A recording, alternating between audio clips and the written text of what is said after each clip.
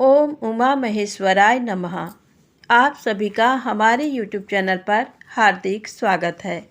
आज सुने शिव महापुराण में आगे की कथा। आज की कथा में आप जानेंगे गजासुर की तपस्या एवं वध की कथा।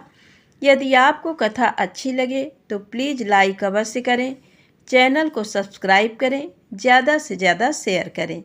तो आइए कथा को शुरू करते हैं। प्रेम से बोले शंकर भगवान की जय हो। सनत कुमार जी बोले, हे व्यास जी, अब मैं आपको भगवान शशिमौली द्वारा दानव राज गजासुर के संहार की कथा सुनाता हूँ। गजासुर महिषासुर का पुत्र था। जब गजासुर को ये पता चला कि देवताओं के हितों की रक्षा करने के लिए उसके पिता महिषासुर का वध कर दिया गया है, तब उसे देवताओं पर बड़ा क्रोध आया। तब गजासुर ने देवताओं से इसका बदला लेने के लिए घोर तपस्या करनी आरंभ कर दी। काफ़ी समय तक गजासुर ब्रह्मा जी को प्रसन्न करने हेतु तप करता रहा, परंतु ब्रह्मा जी वहाँ प्रकट नहीं हुए। इधर दूसरी ओर उसके तप की ज्वाला धधकती जा रही थी, जिससे देवता चिंतित हो उठे। गजासुर की तपस्या से दग्ध होकर सभी देवता ब्रह्मा जी की शरण में गए और उन्हें गजासुर की तप की अग्नि से जलने की बात बताई। तब ब्रह्मा जी गजासुर को वरदान देने के लिए गए। गजासुर ने ब्रह्मा जी की स्तुति कर उनसे महाबली और अजेय होने का वरदान प्राप्त किया। तत्पश्चात ब्रह्मा जी उसे वर देकर वहां से अंतर्ध्यान हो गए। ब्रह्मा जी से अपना मनचाहा वरदान पाकर गजासुर प्रसन्नतापूर्वक अपने स्थान को आ गया। वरदान पाकर वह गर्वित महसूस कर रहा था। उसने चारों दिशाओं में अपने राज का विस्तार करना आरंभ कर दिया था। उसने तीनों लोकों सहित देवता, असुरों, मनुष्यों और इंद्र आदि सब गंधर्वों को जीतकर उनके तेज का हरण कर लिया। उसने सभी को बहुत परेशान किया। पृथ्वी पर रहने वाली सभी ऋषि मुनियों, तपस्वियों, साधु संतों और ब्राह्मणों को गजासुर दुख देने लगा तथा उनके कार्यों में बाधा डालने लगा। इस प्रकार गजासुर अपना राज्य फैलाता जा रहा था। एक बार वह भगवान शिव की प्रिय नगरी काशी में जाकर वहां सबको सताने लगा। तब सभी देवता मिलकर भगवान शिव के पास गए और उनसे हाथ जोड़कर प्रार्थना करने लगे, हे भक्तवत्सल, हे कृपानिधान, उस गजासुर नामक दैत्य से हमारी रक्षा करें। देवताओं की प्रार्थना मानकर भगवान शिव सबकी रक्षार्थ अपना त्रिशूल लेकर गजासुर का वध करने के लिए पहुँचे। तब भगवान शिव और दैत्यराज गजासुर में बड़ा भयानक युद्ध हुआ। वह तलवार लेकर शिव जी पर झपटा। शिव जी त्रिशूल द्वारा उस पर प्रहार करने लगे। अंत में देवादिदेव भगवान शिव ने त्रिशूल का वार किया और उसे त्रिशूल के सहारे ऊपर उठा लिया। इस प्रकार जब त्रिशूल ने उसके शरीर को भेद दिया, तब अपना अंतिम समय निकट जानकर दैत्यराज गजासुर भगवान शिव की आराधना करने लगा और शिव जी को प्रसन्न करने हेतु उनकी स्तुति करने लगा। गजासुर बोला, हे महादेव, हे कल्याणकारी, हे भक्त वत्सल, आप तो सबके ईश्वर हैं, देवों के देव महादेव हैं। आप सदा अपने भक्तों की रक्षा करते हैं और सदा भक्तों के अधीन रहते हैं। आप सबका कल्याण करने वाले तथा सबके कष्टों का निवारण करने वाले हैं। आप निर्गुण निराकार हैं। सब शरणागतों की रक्षा कर आप उनकी इच्छाओं को पूरा करते हैं। ऐसे देवादिदेव भगवान महादेव शिव को मैं प्रणाम करता हूँ। प्रभो, मुझ पर प्रसन्न होइए और मेरे कष्टों का निवारण कीजिए। दैत्यराज गजासुर की भक्ति भावना से की हुई उत्तम प्रार्थना को सुनकर भगवान शिव को बहुत प्रसन्नता हुई। वे बोले, दैत्येंद्र, मैं तुम पर प्रसन्न हूँ। जो चाहो मांग सकते हो। तुम्हारी मनोकामना मैं अवश्य पूरी करूँगा। भगवान शिव के वचनों को सुनकर गजराज प्रसन्नतापूर्वक बोला, हे देवाधिदेव भक्त वत्सल भगवान शिव, यदि आप सच में मेरी आराधना से प्रसन्न हुए हैं तो मेरी विनती स्वीकार करें। प्रभु, आपने अपने पवित्र त्रिशूल से मेरे शरीर को स्पर्श किया है, इसलिए मैं ये चाहता हूँ कि मेरे शरीर का चर्म आप धारण करें। भगवान, आप सदा मेरी खाल की ही ओढ़ना धारण करें और आज से आप कृत्तिवासा नाम से विख्यात हों। भगवान शिव ने प्रसन्नतापूर्वक दैत्यराज गजासुर को उसका इच्छित वरदान प्रदान किया और बोले, हे गजासुर, तुम्हारे शरीर को आज मेरी प्रिय काशी नगरी में मुक्ति मिलेगी। तुम्हारा शरीर यहाँ मेरे ज्योतिर्लिंग के रूप में स्थापित होगा और कृत्तिवासेश्वर नाम से जग प्रसिद्ध होगा। इसके दर्शनों से मनुष्यों को मुक्ति और मोक्ष की प्राप्ति होगी। ये कहकर भगवान शिव ने गजासुर के शरीर की चर्म को ओढ़ लिया और कृत्तिवासेश्वर ज्योतिर्लिंग की स्थापना की, जिसके फलस्वरूप वहाँ काशी में बहुत बड़ा उत्सव हुआ। सब देवता बहुत प्रसन्न हुए। तत्पश्चात भगवान शिव वहाँ से अंतर्ध्यान हो गए। सनत कुमार जी बोले, हे व्यास जी, अब मैं आपको भगवान शिव द्वारा दुंदुभि निरहाद नामक दैत्य के वध की कथा बताता हूँ। जब भगवान श्रीहरि विष्णु ने महाबली हिरण्याक्ष का वध किया, तब हिरण्याक्ष की माता दिति को बहुत दुख हुआ।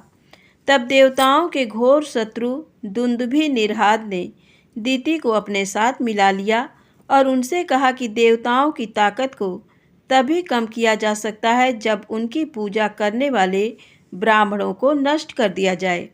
जब ब्राह्मण नष्ट हो जाएंगे तब यज्ञ नहीं होंगे, और जब यज्ञ नहीं होंगे तब देवताओं को भोजन नहीं मिलेगा तथा इस कारण वे निर्बल हो जाएंगे। ये विचार मन में करके वह दुष्ट फिर विचार करने लगा और तपस्या करने वाले ब्राह्मणों की खोज करने लगा। जब उन्हें यह ज्ञात हुआ कि काशी नगरी ब्राह्मणों की भूमि है, इसलिए सर्वप्रथम हमें वहीं से अपना कार्य आरंभ करना चाहिए। वह दुंदुभि निरहाद नामक दैत्य कुशा और समिधा लेने जाने वाले ब्राह्मणों को मारने लगा। वह नदियों और तालाबों में जल जीव बनकर छिप जाता तथा वहाँ स्नान करने आए साधुओं और तपस्वियों को वहीं मार देता और वनों में वनचर बनकर ब्राह्मणों का वध कर देता। रात में बाघ का रूप धारण करके वह ब्राह्मणों को खाने लगा। दिन में वह मुनियों की तरह ध्यान लगाकर मुनियों के बीच बैठ जाता। इस प्रकार उस दुष्ट राक्षस ने बहुत सारे ब्राह्मणों का वध कर दिया।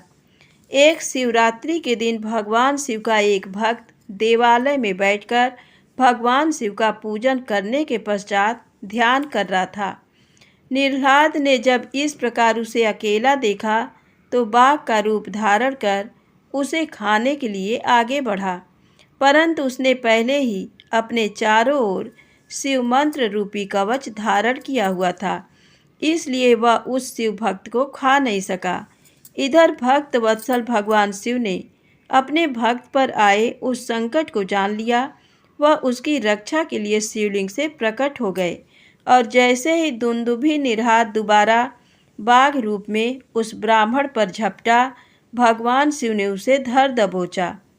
फिर उसे अपने बगल में दबाकर उन्होंने उसके सिर पर मुक्के से प्रहार किया। उस दैत्य की भयानक चिंगार से पूरा आकाश गूंज उठा, जिसे सुनकर आसपास जो भी ब्राह्मण और तपस्वी थे तुरंत उस स्थान की ओर दौड़े और वहां का अद्भुत दृश्य देखकर आश्चर्यचकित हो गए। भगवान शिव ने उस दुंदुभि निरहाद नामक असुर को अपनी बगल में दबा रखा था। ये देखकर सभी ब्राह्मण और भक्तजन हाथ जोड़कर भगवान शिव की आराधना करने लगे। तब उनकी भक्ति भावना से की गई आराधना को सुनकर भगवान शिव बोले, हे मेरे प्रिय भक्तों, जो मनुष्य यहाँ आकर श्रद्धा भाव से मेरे स्वरूप का दर्शन करेगा, मैं उसके सभी कष्टों और दुखों का नाश कर दूंगा। मेरे इस लिंग का स्मरण करने के पश्चात आरंभ किए गए हर कार्य में मनुष्यों को सफलता मिलेगी। इस संसार में जो भी मनुष्य व्याघ्रेश्वर नामक उत्तम शिवलिंग के प्राकट्य के इस उत्तम चरित्र को स्वच्छ, निर्मल एवं श्रद्धा भाव से सुनेगा, पढ़ेगा या पढ़ाएगा, उसकी सभी मनोकामनाएं अवश्य पूरी होंगी तथा उसके समस्त दुखों और कष्टों का नाश होगा। अंत में उस मनुष्य को मोक्ष की प्राप्ति होगी। भगवान शिव की उत्तम लीला से संबंधित ये कथा स्वर्ग, यश और आयु प्रदान करने वाली तथा वंश वृद्धि करने वाली है। सनत कुमार जी बोले, हे महामुनि वेद व्यास जी, अब मैं आपको बिदल और उत्पल नामक दो महादैत्यों के विनाश की कथा सुनाता हूँ। बिदल और उत्पल दैत्यों ने ब्रह्मा जी की कठोर तपस्या करके उनसे किसी भी पुरुष के हाथों से न मरने का वरदान प्राप्त कर लिया था। ये वरदान पाकर वे दोनों दैत्य अपने को महावीर, बलवान और पराक्रमी समझने लगे थे। तब उन्हें अपने पर बड़ा अभिमान हो गया और उन्होंने अपने बल से सारे ब्रह्मांड को जीतकर अपने बस में कर लिया। तत्पश्चात उन्होंने सब देवताओं को भी युद्ध में परास्त कर दिया और उनके स्वर्ग लोक पर अधिकार कर लिया। सब देवताओं ने ब्रह्मा जी को अपनी व्यथा सुनाई। तब ब्रह्मा जी ने उन्हें आश्वासन दिया और समझाया कि आप देवी पार्वती सहित भगवान शिव की आराधना करें, वे ही आपके दुखों को दूर कर सकते हैं। आप सब उन्हीं की शरण में जाएं। भगवान भक्त वत्सल हैं, वे निश्चय ही आपका कल्याण करेंगे। तब ब्रह्मा जी की आज्ञा मानकर देवता शिव शिवा की जय जयकार करते हुए अपने अपने धाम को चले गए।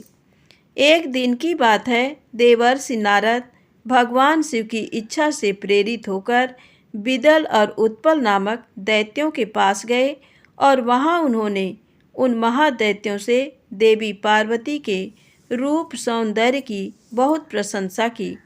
उनके रूप की प्रशंसा सुनकर दैत्य काम से पीड़ित हो गए। उन्होंने अपने मन में देवी पार्वती का हरण करने के बारे में सोचा। इस बुरी भावना को मन में लिए वे दैत्य पार्वती जी को देखने के लिए चल दिए।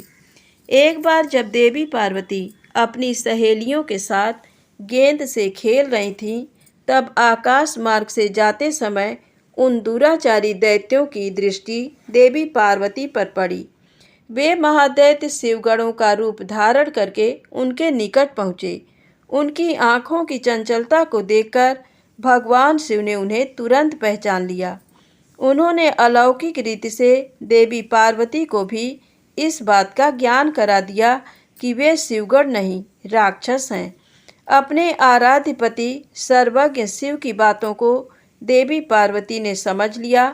महादैत्यों की उनकी करनी का फल चखाने के लिए देवी पार्वती ने सखियों के साथ खेलते खेलते इस प्रकार से गेंद घुमा कर मारी कि उसकी चोट से चक्कर खाकर बिदल और उत्पल नामक दैत्य धरती पर इस प्रकार गिर पड़े जैसे तेज वायु के झोंके से पके हुए फल टपक कर धरती पर गिर जाते हैं।